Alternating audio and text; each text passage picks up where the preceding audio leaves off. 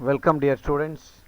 நம்ம ஏற்கனவே அஷூரன்ஸ் கொடுத்துருந்த மாதிரி நம்ம state board plus NEET integrated bio brainy online classes உங்களுடைய யூடியூப்பில் இன்னிலேருந்து ஸ்டார்ட் ஆகுது. ஸோ நம்மளுடைய first lesson reproduction in organism. ரொம்ப சிம்பிளான ஒரு லெசன், ரொம்ப சின்ன லெசன். உங்களுடைய ஸ்டேட் போர்டு எக்ஸாமுக்காக மட்டுமே நீங்கள் படிக்கக்கூடிய ஒரு லெசன். ஏன்னா இது நீட் போர்ஷன்லேருந்து ரெடியூஸ்டு போர்ஷன் ஆச்சு, நீட் போர்ஷன்லேருந்து எடுத்துட்டாங்க. ஸோ நீட் லெவலுக்கு இந்த லெசனை நீங்கள் கான்சென்ட்ரேட் பண்ண வேண்டிய அவசியம் இல்லை. பட் ஸ்டேட் போர்டு எக்ஸாமை பொறுத்தவரையிலும் இது ரொம்ப ரொம்ப முக்கியமான ஒரு லெசன், நம்மளுடைய ஃபர்ஸ்ட் லெசன். ஸோ இந்த லெசனில் நீங்கள் என்ன படிக்க போகிறீங்க அப்படின்றத பார்ப்போம்.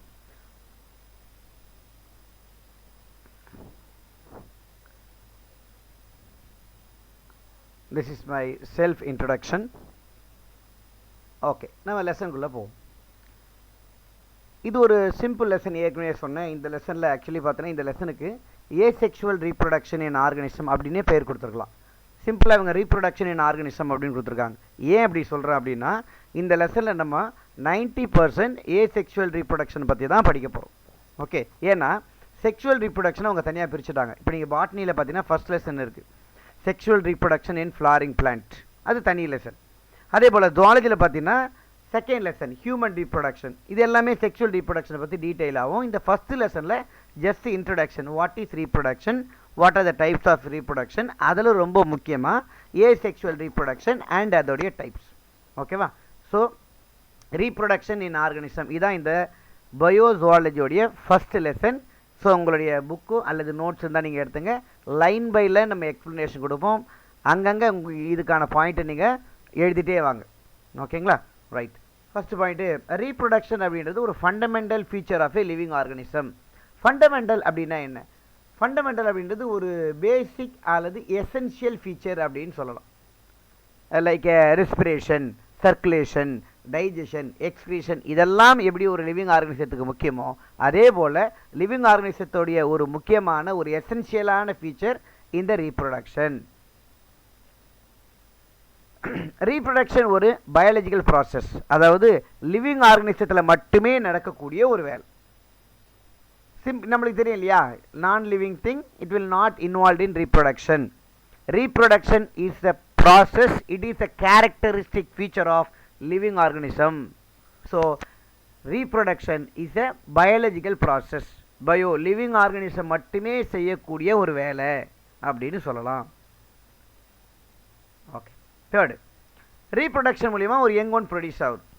Like the young one produced, the young one grow, mature and once again it reproduce another progeny.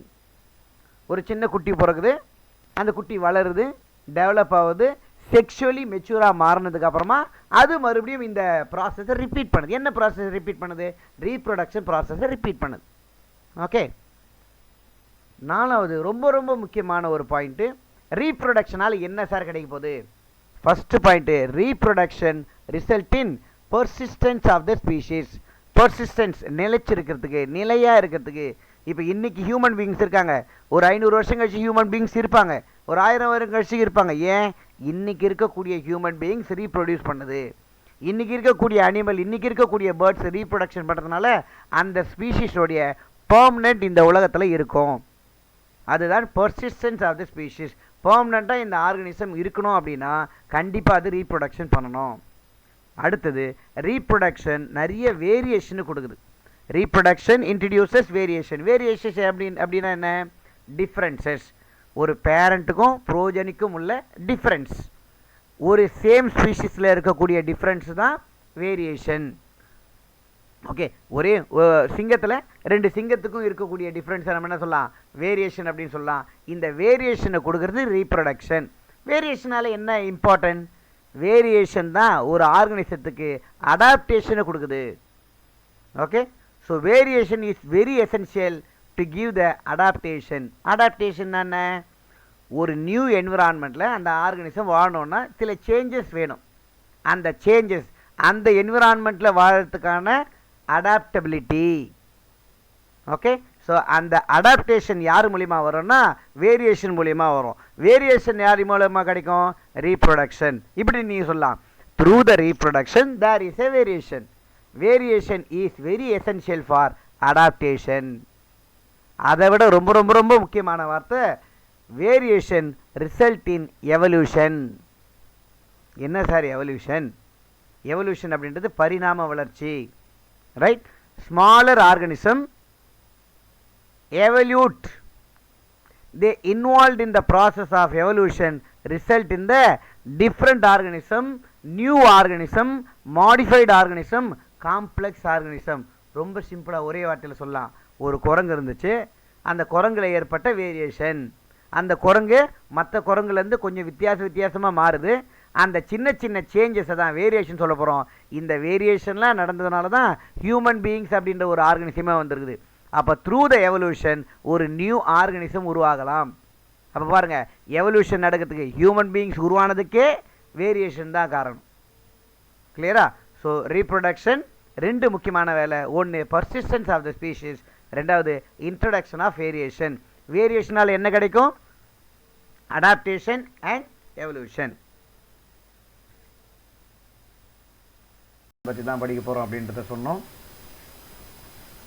So reproduction அப்படின்றதுல 4 முக்கியமான பாயிண்ட் படித்தோம். ஃபர்ஸ்ட் பாயிண்ட்டு, ரீப்ரொடக்ஷன் அப்படின்றது ஒரு fundamental feature of living organism. Living organism மட்டுமே ரீப்ரொடக்ஷன் பண்ணுது.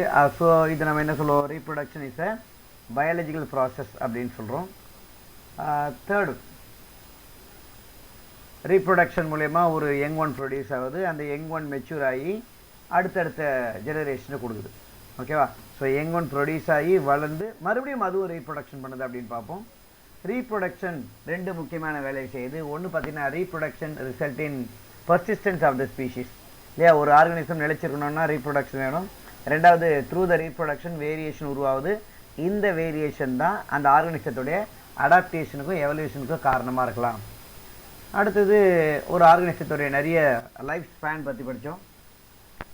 அடுத்தது, mode of reproduction. ஒரு organism reproduction பண்ணணும்னா இதுக்கு என்னெல்லாம் தேவை?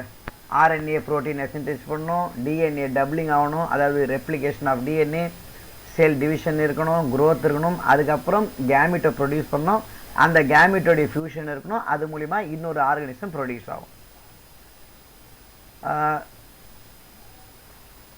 ரீப்ரொடக்ஷன் ரெண்டு முக்கியமான கேட்டகரியாக பிரித்தா, ஒன்று ஏ செக்ஷுவல், செக்ஷுவல். ரெண்டுத்துக்கும் உள்ள டிஃப்ரென்ஸ், ஏ செக்ஷுவலில் ஒரே ஒரு பேரண்ட் மட்டுமே இன்வால்வ் ஆகியிருப்பாங்க. ஏ செக்ஷுவலில் கேமிட் இல்லை. ஏ செக்ஷுவலில் ப்ரொடியூஸ் ஆகக்கூடிய ப்ரோஜனி 100% பேரண்ட் போலேயே இருக்கும். செக்ஷுவல் ரீப்ரொடக்ஷனில் பார்த்தீங்கன்னா ரெண்டு பேரண்ட் இன்வால்வ் ஆகியிருப்பாங்க, மேல் அண்ட் ஃபீமேல். செக்ஷுவல் ரீப்ரொடக்ஷனில் முக்கியமான வேலை gamete production, male and female gamete. இந்த கேமிட் ப்ரொடக்ஷன் ஆனதுக்கப்புறமா இந்த ஃபியூஷன் ஆஃப் கேமிட், இந்த ஃபியூஷன் ஆஃப் கேமிட் தான் ஃபர்டிலைசேஷனை கொடுக்குது. இது மூலிமா ப்ரொடியூஸ் ஆகக்கூடிய offspring genetically different from the parent. So sexual reproduction மூலிமா நம்மளுக்கு வேரியேஷன் வர்றதுக்கான வாய்ப்புகள் நிறைய இருக்கு. ஓகேவா? கேக்குதா?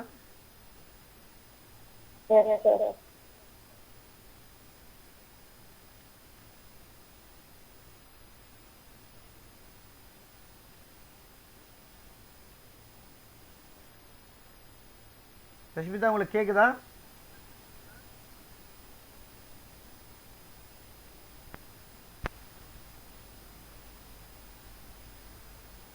மைக் ஆன் பண்ணி ரெஸ்பான்ஸ் பண்ணுங்க. இருக்கிறீங்களா லைன்ல?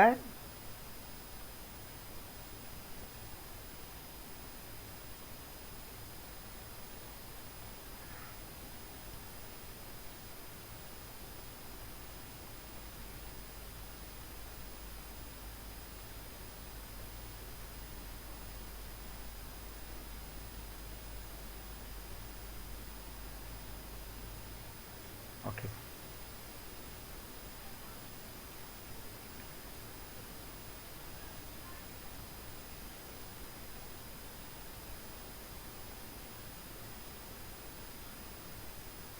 நெக்ஸ்ட் பார்க்கலாம். இந்த ஏசெக்சுவல் ரீப்ரொடக்ஷன் ஏற்கனவே படித்த 3 பாயிண்ட் தான். சிங்கிள் பேரண்ட் கிட்ட இருந்து நடக்குது, கேமிட்டோட இன்வால்மெண்ட் இல்லை, ஜெனட்டிக்கலி ஐடென்டிக்கல் பேரண்ட்டை ப்ரொடியூஸ் பண்ணுது. இந்த ஏசெக்சுவல் ரீப்ரொடக்ஷன் மைட்டாசிஸ் அல்லது ஏ மைட்டாசிஸ் படி கொடுக்கலாம். ஸோ ஒரு ஆர்கனிசத்துடைய பாடி செல்ஸ்லேருந்து இங்கே ரீப்ரொடக்ஷன் நடக்குது. அதாவது பாடி செல்ஸ் தான் ரெண்டாக பிரிஞ்சு 2 ஆர்கனிசத்தை கொடுக்குது. ஸோ அதனால் இது நம்ம சொமேட்டோஜெனிக் அல்லது பிளாஸ்டோஜெனிக் ரீப்ரொடக்ஷன் அப்படின்னு சொல்லலாம். இதுவும் நம்ம லாஸ்ட் கிளாஸில் படிச்சது தான். ஸோ செக்ஷுவல் ரீப்ரொடக்ஷன் அப்படின்னா இங்கே 2 பேரண்ட் இருக்க போகிறாங்க. அப்போ 2 பேரண்ட்லேருந்தும் கேமிட் ப்ரொடியூஸ் ஆகுது, மேல் அண்ட் ஃபீமேல் கேமிட். அதோடைய ஃபியூஷன், ஃபர்டிலைசேஷன், அது மூலிமா நெக்ஸ்ட் ப்ரோஜெனி. ஓகே, இப்போ தான் நம்ம ஆக்சுவலி லெசனுக்குள்ளே என்ட்ரு ஆகிறோம். Asexual reproduction in organism. So asexual reproduction எங்கே நடக்குது? ஒரு unicellular organism like protista, bacteria, archaeobacteria, very rarely some of the multi cellular organism. ஓகேவா? ஸோ மேக்ஸிமம் யூனிசெல்லுலார் ஆர்கனிசத்தில் தான் நடக்குது. சில multi cellular organism, for example sponges அப்படின்ற மல்டி செல்லுலார் ஆர்கனிசத்தில் இந்த ஏசெக்ஷுவல் ரீப்ரொடக்ஷன் நடக்குது. இதோடைய ஆஃபரிங் யூனி பேரண்டல் இன்ஹெரிட்டன்ஸ், அதையும் நம்ம படித்தோம். இந்த ப்ரோஜெனி 100% பேரண்ட் போலியே இருக்கும். ஏன்னா சிங்கிள் பேரண்ட்டுக்கிட்ட இருந்து தான் இதோடைய ஒட்டுமொத்த ஜெனட்டிக் மெட்டீரியலும் வந்துருக்குது. ஓகே, இப்போ நாம் யார்? பை பேரண்டல் இன்ஹெரிட்டன்ஸ், அதாவது we are the product of sexual reproduction. அப்போ செக்ஷுவல் ரீப்ரொடக்ஷனாலே 2 பேரண்ட் இருப்பாங்க. அப்போ அந்த 2 பேரண்ட்டுடைய கேரக்டரும் இருக்கும். ஸோ ஏசெக்ஷுவல் ரீப்ரொடக்ஷனில் ஒரே பேரண்ட்டு, அப்போ ஒரு பேரண்ட்டுடைய கேரக்டர்ஸ் மட்டுமே இருக்கும். அப்போ 100% பேரண்ட் போலியே இருப்பாங்க. அதனால தான் ஏசெக்ஷுவல் ரீப்ரொடக்ஷன் படி உருவாகக்கூடிய ப்ரோஜெனியை நம்ம க்ளோன் அப்படின்னு சொல்கிறோம். ஏசெக்ஷுவல் ரீப்ரொடக்ஷனுக்கு நிறைய டைப்ஸ் இருக்குது. Fission, sporulation, budding, gemmule formation, fragmentation, regeneration. இதுதான் இந்த என்டையர் லெசனுமே. ஓகே, ஸோ ஏசெக்ஷுவல் ரீப்ரொடக்ஷனில் 2 முக்கியமான கேட்டகரி. ஒன்று ஃபிஷன், அதாவது ஃபிஷன்னா தெரியும் இல்லை உங்களுக்கு, பிரியறது. ஒரு ஆர்கனிசம் 2ஆக பிரிஞ்சு 2 ஆர்கனிசத்தை கொடுக்கலாம், அது பைனரி ஃபிஷன். ஒரு ஆர்கனிசம் நிறையவாக பிரிஞ்சு நிறைய ஆர்கனிசத்தை கொடுக்கலாம், அது மல்டிபிள் ஃபிஷன். அடுத்தது பட்டிங், ரைட்? ஒரு ஆர்கனிசம் ஒரு சின்ன பட்டை ப்ரொடியூஸ் பண்ணி அது மூலிமா அடுத்த ஜென்ரேஷனை உண்டாக்கலாம். இந்த வெஜிடேட்டிவ் ரீப்ரொடக்ஷன் அப்படின்றது நம்ம பிளான்ட்டில் வரும்போது படிப்போம். பிளான்ட்டோடைய பாடி பார்ட்ஸ், அதோடைய ஸ்டெம்மு, லீஃபு, இது மூலிமா கூட ரீப்ரொடக்ஷன் நடக்கலாம். அது பேர் வெஜிடேட்டிவ் ரீப்ரொடக்ஷன். ஸோ இந்த லெசனுக்கு அது நம்மளுக்கு தேவையில்லை. அடுத்து, ஸோ இந்த லெசனில் படிக்க போகிற முக்கியமான ஹெட்டிங்ஸ் இதுதான்: fission, sporulation, budding, gemmule formation, fragmentation and regeneration. இந்த லெசனுக்கான ஒரு ஷார்ட் நோட்ஸ் அப்படின்றது உங்களுக்கு அனுப்பிச்சிருவேன் இல்லையா? இந்த ஷார்ட் நோட்ஸ் எதுக்குன்னா, நீங்கள் நல்லா படித்ததுக்கு அப்புறமா ஜஸ்ட் ஒரு குயிக் ரிவிஷனுக்காகவும் உங்களுடைய 1 மார்க் பாயிண்ட் ஆஃப் வியூவில் படிக்கிறதுக்காகவும் இந்த ஷார்ட் நோட்ஸை நீங்கள் பயன்படுத்திக்கலாம். ஓகே, ஸோ இந்த ஷார்ட் நோட்ஸில் பார்த்தீங்கன்னா எந்தெந்த ஆர்கனிசம் எந்தெந்த மெத்தடில் ரீப்ரொடியூஸ் பண்ணுது அதோட எக்ஸாம்பிள்ஸோடு இருக்கும். இதோட ஃபஸ்ட்டு கேட்டகரி ஃபிஷன். ஒரு சிங்கிள் ஆர்கனிசம் 2ஆக பிரிஞ்சு 2 ஆர்கனிசத்தை கொடுக்கலாம், இல்லை ஒரு சிங்கிள் ஆர்கனிசம் நிறைய பார்ட்டாக பிரிஞ்சு நிறைய ஆர்கனிசத்தை கொடுக்கலாம். ஸோ 2 ஆர்கனிசத்தை கொடுக்கும்போது பைனரி ஃபிஷன் அப்படின்னும், மோர் நம்பர் ஆஃப் ப்ரோஜெனியை கொடுக்கும்போது அதை நம்ம மல்டிபிள் ஃபிஷன் அப்படின்னு சொல்ல போகிறோம். இது நம்ம லாஸ்ட் கிளாஸில் படித்தோம். இதில் முக்கியமான எக்ஸாம்பிள்ஸ் நோட் பண்ணிங்க. Binary fission euglena, multiple fission plasmodium, sporulation அமீபால, ஸ்ட்ராபுலேஷன் ஆர்லியால. இது எல்லாத்தையும் பற்றி டீட்டெயிலாக படிப்போம். Next slide. பைனரி ஃபிஷன் இது நம்ம படிச்சுட்டோம் இல்லையா? இந்த கொஸ்டின் டீட்டெயிலாக படிச்சிடணும் இல்லையா? ஆமாம். நம்மளுடைய அடுத்த டாபிக் போயிடுவோம்.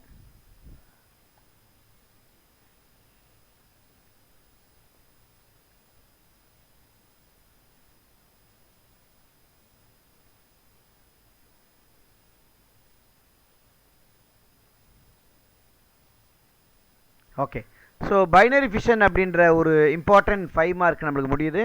பைனரி ஃபிஷனில் நம்ம பார்த்தீங்கன்னா 4 வகையான டைப்ஸ் இருக்குது. Simple irregular binary fission, transverse binary fission, longitudinal binary fission, oblique binary fission with எக்ஸாம்பிள்ஸோட படிச்சுக்கணும். இந்த லெசனுடைய ஃபர்ஸ்ட் இம்பார்ட்டன்ட் 5 மார்க் கொஸ்டின் இதுதான்.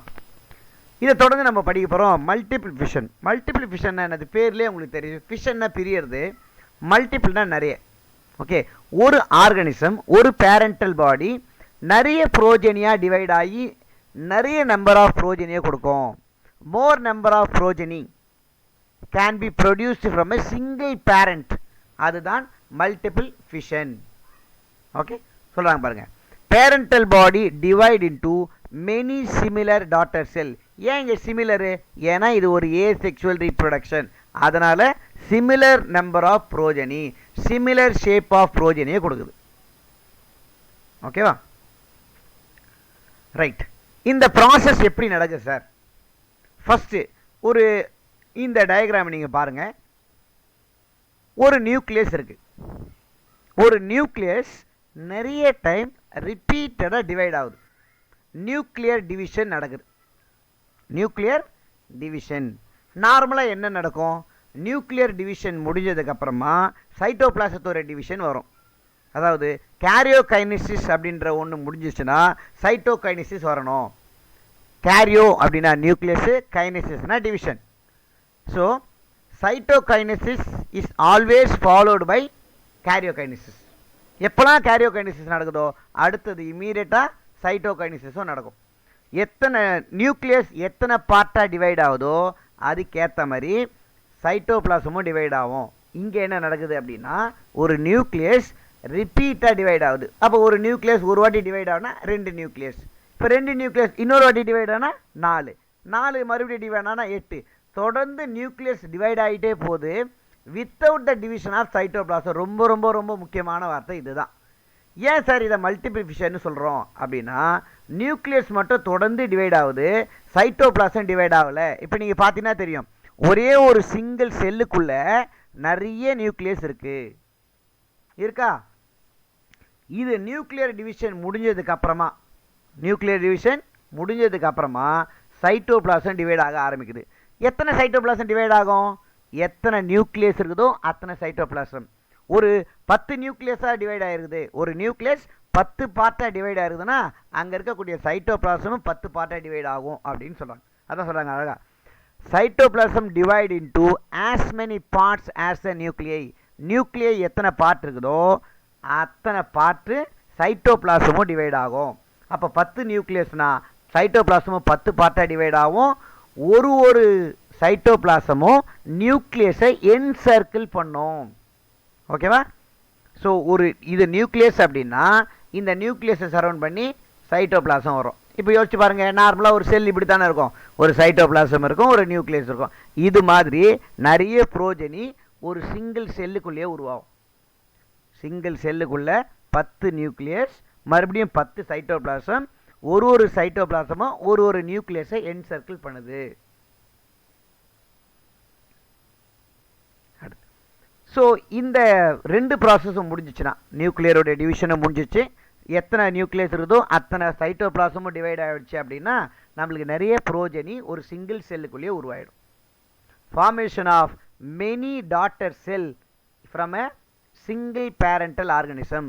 இதுதான் நம்மளுடைய பிளாஸ்மோடியம் பாரசைட்டில் நடக்கக்கூடிய டிவிஷன். பிளாஸ்மோடியம் பாரசைட் ஆர்பிசிக்குள்ளே என்ட்ராகுது. ஸ்போரோசாய்ட்ஸ் ஆர்பிசிக்குள்ளே என்ட்ராகுது, ஆர்பிசிக்குள்ளே மல்டிப்ளை ஆகுது, ஆர்பிசிக்குள்ளே மல்டிப்ளை ஆகி நிறைய ப்ரோஜனியாக மாறி ஒரு காலகட்டத்தில் ஆர்பிசியை பஸ்ட் அவுட் பண்ணி மீரோசாய்ட்ஸாக வெளியில் வருது. ஸோ மல்டிபிள் ஃபிஷனுக்கு good example plasmodium parasite.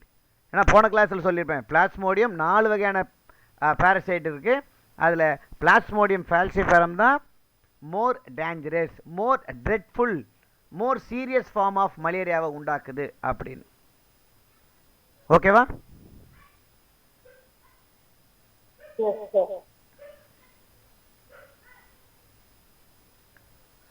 Okay, அடுத்து ரிப்பீட்டட் ஃபிஷன். இது ஒரு special type of multiple fission அப்படின்னே சொல்லலாம்.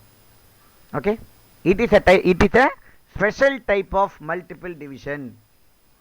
என்ன வித்தியாசம் சார்? ஒன்றும் இல்லை சார், ஒரு ஆர்கனிசம் இருக்குது, அந்த ஆர்கனிசத்தில் நிறைய ப்ரோஜனி ப்ரொடியூஸ் ஆகுது. நம்ம ஏற்கனவே படிச்சிருக்கிறோம்.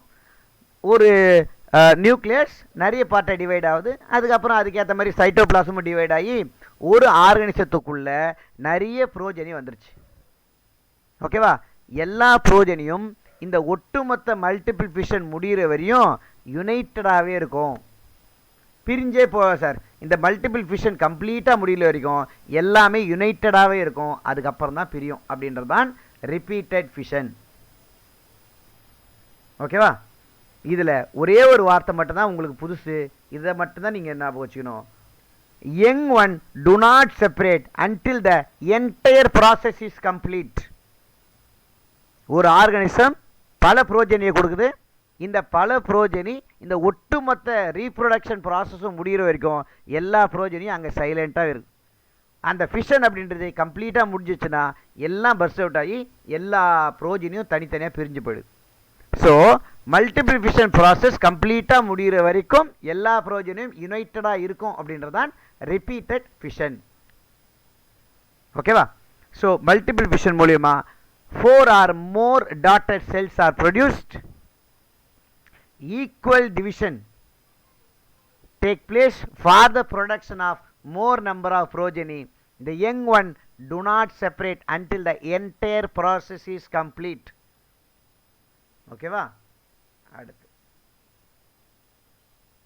இதுக்கு எக்ஸாம்பிள் வார்டிசெல்லா படத்தில் பார்க்குறீங்க இல்லையா? அடுத்து இந்த பிளாஸ்மோடியம் பாரசைட்டில் நடக்கக்கூடிய மல்டிபிள் ஃபிஷன், இதை கொஞ்சம் டீட்டெயிலாக.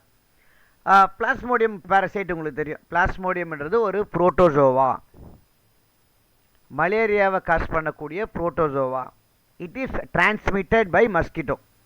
நம்மளுக்கு பிளாஸ்மோடியம் தெரியும். பிளாஸ்மோடியம்ன்றது ஃபீமேல் அனாஃபிலஸ் மஸ்கிட்டோ மூலிமா பரவக்கூடிய ஒரு டிசீஸ். பட் இங்கே பேத்தோஜன் யார் அப்படின்னா பிளாஸ்மோடியம் பாரசைட். பிளாஸ்மோடியம்ன்றது ஒரு புரோட்டோசோவா, ஒரு யூனிசெல்லுலார் அனிமல். ஓகேவா? ரைட். இந்த புரோட்டோசோவாவுடைய லைஃப் ஸ்பேனில் 2 இடத்துல மல்டிபிள் ஃபிஷன் நடக்குது. ஃபஸ்ட்டு சைசோகோனி, ரெண்டாவது ஸ்போரோகோனி. ஓகேவா? சைசோகோனி எங்கே சார் நடக்குது அப்படின்னா நம்மளுடைய ஸ்போரோசைட் ஆர்பிசிக்குள்ளே என்ட்ரு ஆகுது. ஆர்பிசிக்குள்ளே என்ட்ராகி ஒரு ஸ்போரோசைட்ஸ் ஆர்பிசிக்குள்ளே போய் நிறைய ஸ்போரோசைட்ஸாக மல்டிப்ளை ஆகுது. ஸோ இது நம்மளுக்கு தெரியும். என்ன தெரியும்? ஒரு சிங்கிள் ஆர்கனிசம் நிறைய ஆர்கனிசமாக மல்டிப்ளை ஆகுது, இல்லை நிறைய ஆர்கனிசமாக டிவைட் ஆகுது அப்படின்னாலே அது பேர் மல்டிபிள் ஃபிஷன். ஓகேவா? ஸோ ஒரு காலகட்டத்தில் என்ன ஆகுது? ஃபுல்லாக ப்ரோஜனியும் ப்ரொடியூஸ் ஆனதுக்கப்புறமா ஆர்பிசியை பஸ்ட் அவுட் பண்ணி இந்த ப்ரோஜனிலாம் வெளியில் வருது. ஸோ ஸ்போரோசைட்ஸாக உள்ளே போனது மீரோசைட்ஸாக வெளியில் வருது. இங்கே ஒரு முக்கியமான வார்த்தை கொடுத்துறாங்க, சைசாய்ண்ட். சைஸா என்ன சார்? நார்மலாக ஹியூமன் பீயிங்ஸோட ஆர்பிசிக்கு நியூக்ளியஸ் இல்லை. ஆனால் மலேரியல் பாரசைட், அதாவது மலேரியா அஃபெக்ட் ஆன பேஷண்ட்டோடைய ஆர்பிசிக்கு நியூக்ளியஸ் இருக்கும். நியூக்ளியஸ் இருக்காது, நியூக்ளியஸ் போல அந்த ஸ்போரோசைட்ஸ் தெரியும்.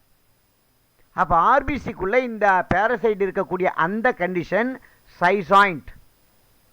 அப்போ இந்த சைசாய்ண்ட் கண்டிஷனில் நடக்கக்கூடிய மல்டிபிள் டிவிஷன் தான் சைசோகோனி. அப்போ சைசோகோனி மூலிமா நம்மளுக்கு கிடைக்கக்கூடிய ப்ராடக்ட் யாரு? மீரோசைட்ஸ். இந்த மீரோசைட்ஸ் ரிலீஸ் ஆகிறதுக்காக ஆர்பிசி பஸ்ட் அவுட் ஆகுது. இது பஸ்ட் அவுட் ஆகும்போது ஒரு கெமிக்கல் ரிலீஸ் பண்ணுது.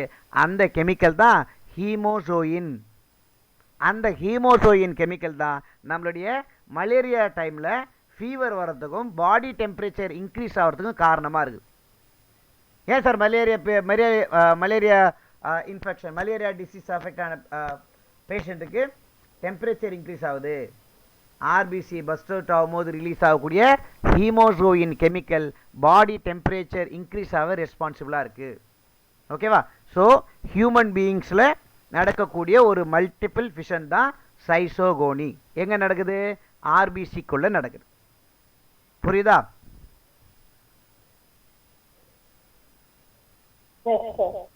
ரைட். அடுத்தது ஸ்போரோகோனி. இது எங்கே நடக்குது அப்படின்னு பார்த்தீங்கன்னா இது மஸ்கிட்டோடைய இன்டெஸ்டைனில் நடக்குது. ஓகே, மஸ்கிட்டோட இன்டெஸ்டைன். இப்போ ஒரு மலேரியா பேஷண்ட் ஒருத்தருக்காரு, அவர் வந்து ஒரு மஸ்கிட்டோ கடிக்குது. அவர் கடிச்சா அவருடைய பிளட்டில் இருக்கக்கூடிய மலேரியல் பாரசைட், மைக்ரோகேமிட் மேக்ரோகேமிட், அதாவது மேல் கேமிட் ஃபீமேல் கேமிட் ரெண்டும் பிளட் வழியாக மஸ்கிட்டோக்கு உள்ளே போயிடுது இல்லையா? ஃபுட்டு உள்ளே போச்சுன்னா எங்கே போவோம்? ஸ்ட்ரெயிட்டாக இன்டெஸ்டைன் தான். ஸோ மஸ்கிட்டோட இன்டெஸ்டைனுக்கு போகுது. இன்டெஸ்டைனுக்கு போனதுக்கப்புறமா இந்த மேல் கேமிட்டும் ஃபீமேல் கேமிட்டும் ஃபியூஸ் ஆகுது. Male and female gamete fuse ஆகி என்ன கொடுக்கும்? ஜைகோட்டை கொடுக்கும். ஓகே, இந்த ஜைகோட்டோடைய டெவலப்மெண்ட் தான் ஊசைட். ஓகே, இது ஒரே ஒரு ஜைகோட் தொடர்ந்து மல்டிப்ளை ஆகுது, தொடர்ந்து டிவைட் ஆகுது, தொடர்ந்து ஃபிஷன் ஆகுது, தொடர்ந்து பிரியுது. அப்படி பிரிஞ்சு நிறைய ஸ்போரோசைட்ஸை கொடுக்குது. புரியுதா? ஸோ ஊசைட்டில் நடக்கக்கூடிய ஒரு மல்டிபிள் ஃபிஷன், இது மூலிமா நம்மளுக்கு கிடைக்கக்கூடியது ஸ்போரோசைட்ஸ். ஸோ பிளாஸ்மோடியம் பாரசைட்டில் 2 இடத்துல மல்டிபிள் ஃபிஷன் நடக்குது. ஒன்று ஹியூமன் பீயிங்ஸோடைய ஆர்பிசியில் நடக்கக்கூடிய சைசோகோனி, இதோடைய ப்ராடக்ட் மீரோசைட்ஸ். இன்னொன்று மஸ்கிட்டோடைய இன்டெஸ்டைனில் நடக்கக்கூடிய மல்டிபிள் ஃபிஷன், மஸ்கிட்டோடைய இன்டெஸ்டைனில் ஊசைட்டில் நடக்கக்கூடிய மல்டிபிள் ஃபிஷன், அது மூலிமா கிடைக்கக்கூடிய ப்ராடக்ட் தான் ஸ்போரோசைட்ஸ். ஓகே, ஸ்போரோசைட்ஸை கொடுக்கக்கூடிய மல்டிபிள் ஃபிஷன்ன்றதுனால அதுக்கு ஸ்போரோகோனி அப்படின்னு பேர். ஆர்பிசிக்குள்ள நியூக்ளியஸ் இருக்கும்போது, ஆர்பிசிக்குள்ள பாரசைட் இருக்கும்போது அது பேர் சைசாய்ண்ட். அங்கே நடக்கக்கூடிய மல்டிபிள் ஃபிஷன் சைசோகோனி. ஸோ பிளாஸ்மோடியமில் 2 வகையான மல்டிபிள் ஃபிஷன், ஒன்று சைசோகோனி, இன்னொன்று ஸ்போரோகோனி. சைசோகோனி ஆர்பிசியில், ஸ்போரோகோனி மஸ்கிட்டோவில். சைசோகோனி ஹியூமன் பீயிங்ஸில், ஸ்போரோகோனி மஸ்கிட்டோவில். சைசோகோனி ஆர்பிசிக்குள்ளே நடக்கக்கூடியது, ஸ்போரோகோனி ஊசைட்டில் நடக்கக்கூடியது. டவுட் இருக்குமா?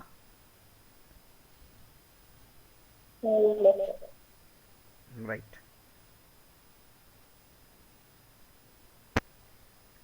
அடுத்தது என்சிஸ்மெண்ட். நீங்கள் ராஜாலாம் பார்த்தீங்கன்னா ஒரு கோட்டையில் தான் இருப்பார் எப்பவுமே. ஆமாம், இந்த கோட்டையை சுற்றி நிறைய ப்ரொடெக்டிவ் வால்ஸ்லாம் க்ரியேட் பண்ணி வச்சுருப்பாங்க. ஏன்னா ஒரு ராஜாவை போய் நம்ம கேப்சர் பண்ணிட்டோம் அப்படின்னா அந்த நாடு தோத்துச்சு அப்படின்னு அர்த்தம். ஸோ அமீபா என்ன பண்ணுதுன்னா, அமீபா வந்து ஈஸியாக டேமேஜ் ஆகிடும் அப்படின்றதுனால ஒரு அன்ஃபேவரபிள் கண்டிஷன், மேபி வந்து ஹை டெம்பரேச்சர் அல்லது லோ டெம்பரேச்சர் அல்லது ஃபுட் இல்லாத ஒரு கண்டிஷன் அல்லது ஹை சால்ட்டி கண்டிஷன், அப்போ அந்த அமீபா இறந்து போயிடலாமா?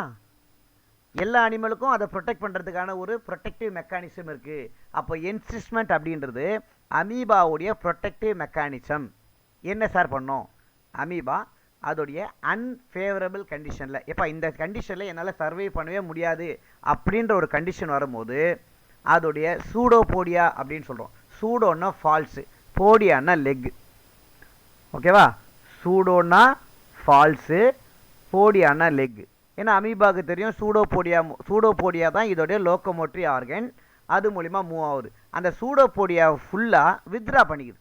இப்போ நீங்கள் பாருங்கள், இப்படி இருக்கக்கூடிய ஒரு அமீபா இதோடைய சூடோபோடியாவில் வித்ரா ஆச்சுன்னா நம்மளுடைய நார்மலாக இந்த மாதிரி ரவுண்ட் ஷேப்புக்கு மாறிடும். ஓகேவா? ஸோ இப்படி இருக்கக்கூடிய அமீபா இப்படி மாறிடும் ஒரு ரவுண்ட் ஷேப்பில். ஓகே, இது என்சிஸ்மெண்ட் ஃபார்மேஷனுடைய ஃபர்ஸ்ட் ஸ்டெப். இது மட்டும் போதுமா? பத்தாது. ஏன்னா இது ஒரு அன்ஃபேவரபிள் கண்டிஷன். யார் வேணாலும் அதை என்விரான்மெண்ட் அதுக்கு ஃபேவரபுளாக இல்லை, அதனால் என்ன பண்ணுதுன்னா அதை சுற்றி ஒரு 3 லேயர்ஸை உண்டாக்குது, 3 ப்ரொடெக்டிவ் லேயரை உண்டாக்குது. ஓகேவா? இந்த லேயரை உருவாக்கி அதுக்குள்ளே ரொம்ப சேஃபாக இருக்குது. Okay, this layer made up of chitin. அதனால் இதுக்கு பேர் கைட்டினர் சிஸ்ட் வால் அப்படின்னு பேர். அமீபா அதோடைய அன்ஃபேவரபிள் கண்டிஷனில் தன்னை சுற்றி ஒரு ப்ரொடெக்டிவ் லேயரை உண்டாக்குது. அந்த protective layer made up of chitin. Chitin என்றது ஒரு பாலிசாக்கரைட். ஓகே, ஃபங்கையுடைய செல் வாலில் இருக்கக்கூடியது, இன்செக்டோடைய செல் மேடப் ஆஃப் கைட்டின் அப்படின்னு சொல்கிறோம். ஸோ அப்போ இந்த வால்குள்ளே என்ன ஆகிடும்? ஒரு அன்ஃபேவரபிள் கண்டிஷனில் சுற்றி ப்ரொடெக்டிவ் லேயர் உண்டாக்கிட்டு உள்ள இன்ஆக்டிவ் கண்டிஷனில் எந்த வேலையும் செய்யாது. ஏன்னா அமீபாவே ஒரு டேஞ்சரஸ் கண்டிஷனில் இருக்குது. அது என்ன பண்ண போகுது? இப்போது எந்த வேலையும் செய்யாது. It become inactive.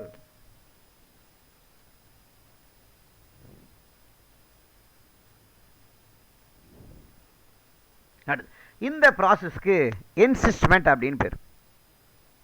அப்போ என்சிஸ்ட்மெண்ட் அப்படின்றது என்னன்னா 3 பாயிண்ட் தான். என்சிஸ்ட்மெண்ட் அமீபாவில் நடக்கக்கூடிய ஒரு ப்ரொடெக்டிவ் மெக்கானிசம். எப்போ நடக்கும்?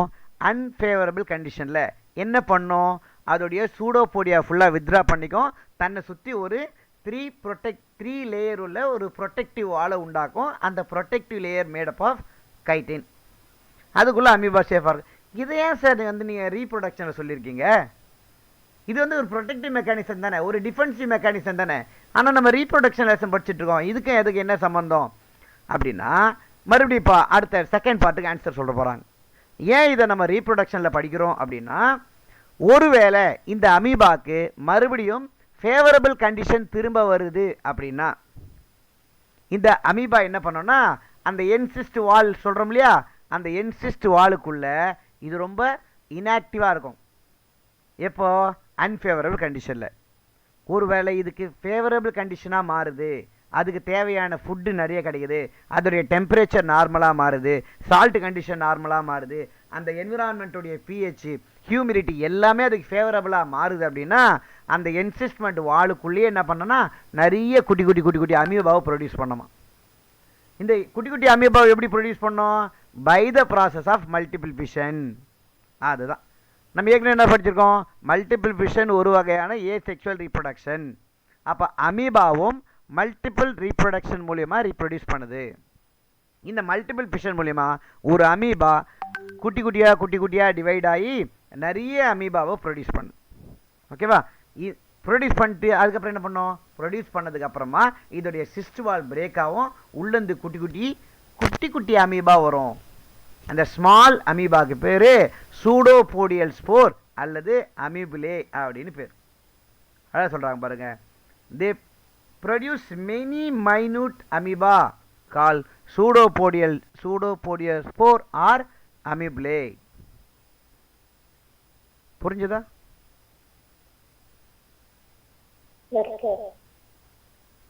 ஓகே. ஸோ என்சிஸ்ட்மெண்ட் அப்படின்றது அமீபாவில் நடக்கக்கூடிய ஒரு ப்ரொடெக்டிவ் மெக்கானிசம்.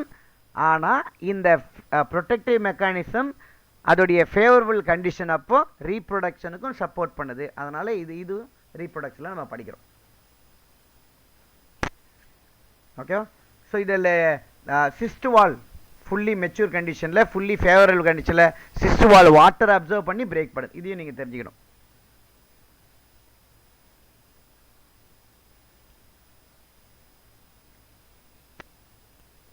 அடுத்தது ஸ்ட்ராபுலேஷன். இது ஒரு வகையான மல்டிபிள் ஃபிஷன். ஓகேவா?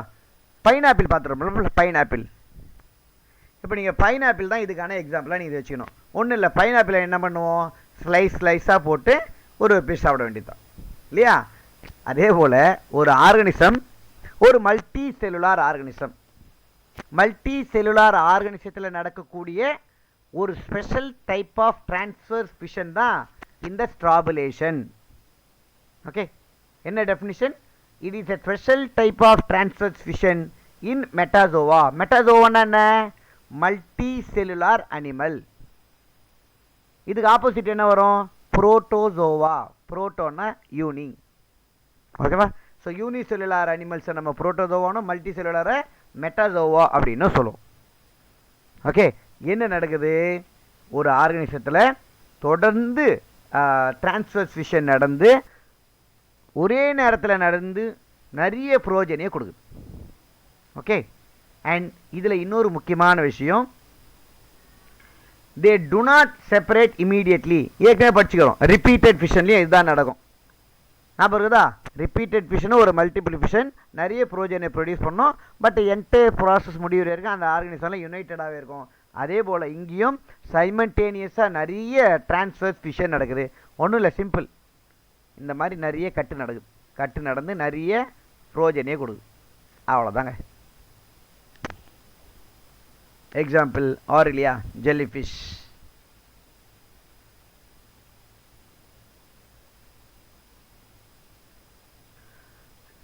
Next plasmotomy. Okay, multi-nucleated parent divided into many multi-nucleate daughter individual. இது ரொம்ப ரொம்ப முக்கியமான ஒரு வார்த்தை. அதாவது ஒரு ஆர்கனிசத்தில் நீங்கள் பார்த்தீங்கன்னா தெரியும், சில ஃபங்கையில் செல்வால் இல்லாமல் இருக்குது. அப்போ செல்வால் இல்லாமல் இருக்கும்போது அங்கே எப்படி இருக்குன்னா அது ஒரு multi cellular condition, multi nucleate கண்டிஷனாக இருக்குது. அந்த மல்டி நியூக்ளியேட் கண்டிஷன் உள்ள ஒரு ஆர்கனிசம் டிவைட் ஆகி நிறைய மல்டி நியூக்ளியேட் உள்ள டாட்டர் செல்லை கொடுக்குது. இப்போ இது பாருங்கள், இது ஒரு பேரண்ட்டு, இது ஒரு டாட்டர் செல்ஸ். பேரண்ட்லேயும் நிறைய நியூக்ளியஸு, டாட்டர் செல்ஸ்லையும் ஏகப்பட்ட நியூக்ளியஸ் இருக்குது. ஓகேவா? அப்போ மல்டி நியூக்ளியேட் ஆர்கனிசத்தில் நடக்கக்கூடிய ஒரு மல்டிபிள் ஃபிஷன் தான் பிளாஸ்மோட்டோமி. ஓகேவா? சார் அப்போ இந்த மல்டி நியூக்ளியேட்ன்றோம், அப்போ அந்த ஆர்கனைசத்தில் குரோமோசோம் நம்பர்லாம் யார் மெயின்டைன் பண்ணுவா அப்படின்னா இந்த ஆர்கனைசேஷன் இந்த ப்ரோஜனி ப்ரொடியூஸ் ஆனதுக்கு அப்புறமா அதுக்கு நெக்ஸ்ட்டு நியூக்ளியர் டிவிஷன் நடந்து அதோடைய குரோமோசோம் நம்பரை மெயின்டைன் பண்ணும். ஓகேவா, புரியுதா? ஒரு multi nuclear organism divided into many multi nuclear daughter செல். அப்போ இதுக்கு அப்புறமா ஒரு நிறைய நியூக்ளியஸ் இருக்கிறதுனால அங்கே நியூக்ளியர் டிவிஷன் நடந்து அந்த ஆர்கனைசத்துடைய குரோமோசோம் நம்பரை மெயின்டைன் பண்ணுது. ஃபார் எக்ஸாம்பிள் ஒப்பாலினா பீலோமிக்ஸா, இதை நம்ம ஜெயண்ட் அமீபா அப்படின்னு சொல்லுவோம். Next process sporulation. இதுவும் ஆக்சுவலி அமீபா தான். இது ஆக்சுவலி நம்ம ஏற்கனவே படிச்சிட்டோம். எங்கே படித்தோம்னா என்சிஸ்ட்மெண்ட் அப்படின்ற கான்செப்டில் படித்தோம். அமீபா அதோடைய அன்ஃபேவரபிள் கண்டிஷனில் தன்னை சுற்றி ஒரு ப்ரொடெக்டிவ் லேயரை உண்டாக்கிக்கும், உள்ள ஒரு சேஃபாக இருக்கும், ஃபேவரபிள் கண்டிஷன் வரும்போது ரீப்ரொடக்ஷன் பண்ணும். அதே கான்செப்ட் தான். பட் என்னென்னா அமீபா அன்ஃபேவரபிள் கண்டிஷனில் இந்த சிஸ்டுவால் அப்படின்ற ஒரு கான்செப்டை உருவாக்காமல் நடக்கக்கூடிய ரீப்ரொடக்ஷன் தான் ஸ்போருலேஷன். ஓகேவா?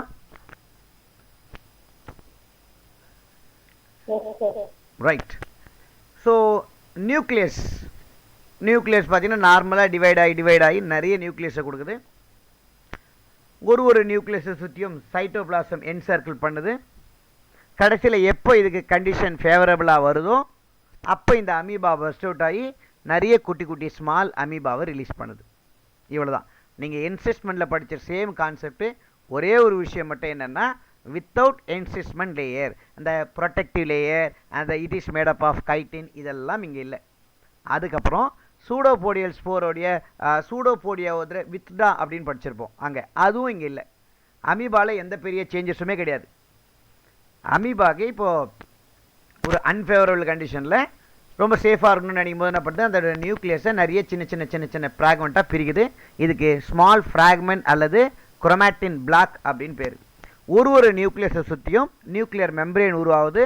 நியூக்ளியர் மெம்பரேனை சுற்றி சைட்டோபிளாசம் சர்க்கிள் ஆகுது. அதனால் உள்ளுக்குள்ளே ஒரு அமீபாக்குள்ளே நிறைய ஸ்போர் கேஸ் உருவாகுது. ஸ்போர் கேஸ்னால் என்ன? ஒரு சைட்டோபிளாசம், நியூக்ளியர் மெம்பரேன், உள்ள ஒரு நியூக்ளியஸ். ஓகேவா? இதைத்தான் ஸ்மால் அமீபா அப்படின்னு சொல்ல போகிறோம். அப்போது ஃபேவரபிள் கண்டிஷனில் அமீபா பிரேக் ஆகி நிறைய ஸ்போரை ரிலீஸ் பண்ணுது. இந்த ஸ்போரை ப்ரொடியூஸ் பண்ணி ரிலீஸ் பண்ணக்கூடிய ப்ராசஸ் ஸ்போர்லேஷன். இது ஒரு வகையான ரீப்ரொடக்ஷன். ஓகேவா?